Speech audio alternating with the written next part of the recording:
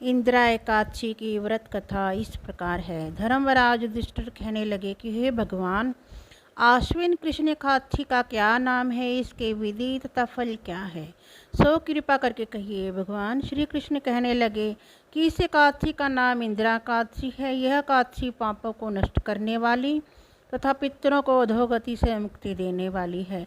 हे राजन, ध्यानपूर्वक इसकी कथा सुनो।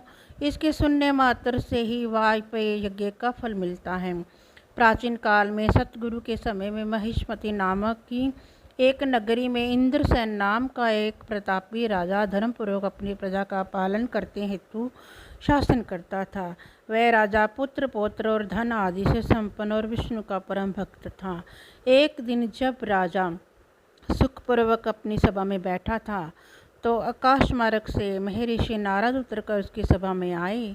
राजा उन्हें देखते ही हाथ जोड़कर खड़ा हो गया और विधिपूर्वक आसन का अर्घ्य दिया। सुख से बैठकर उन्होंने राजा से पूछा कि हे राजन, आपके साथ तो अंकुश पूर्वक तो हैं, तुम्हारी बुद्धि धर्म और तुम्हारा मन विष्णु भक्ति में तो रहता है।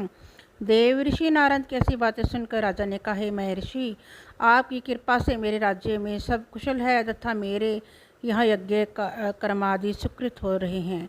आप कृपा करके अपने आगमन का कारण कहिए। तब ऋषि कहने लगे कि हे राजन, आप आश्चर्य देने वाले मेरे वचनों को सुनो।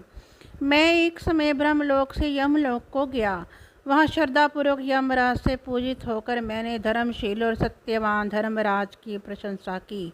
उसी यमराज की सभा में महान ज्ञानी और धर्मात्मा तुम्हारे पिता को एकादशी का व्रत भंग होने के कारण देखा। उन्होंने संदेशा दिया, सो मैं तुम्हें कहता हूँ। उन्होंने कहा कि पूर्व जन्म में कोई विघ्न हो जाने के कारण मैं यमराज के निकट रह रहा हूँ।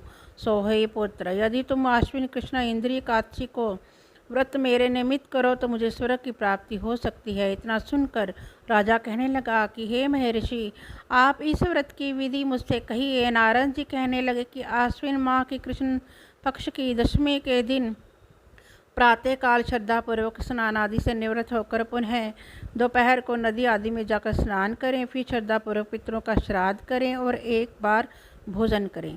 प्रातःकाल होने पर एकादशी के दिन दातुन आदि करके स्नान करें। फिर व्रत के नियमों को भक्तिपूर्वक ग्रहण करता हुआ प्रतिज्ञा करें कि मैं आज संपूर्ण भोगों को त्याग कर निराहार एकादशी का व्रत करूँगा।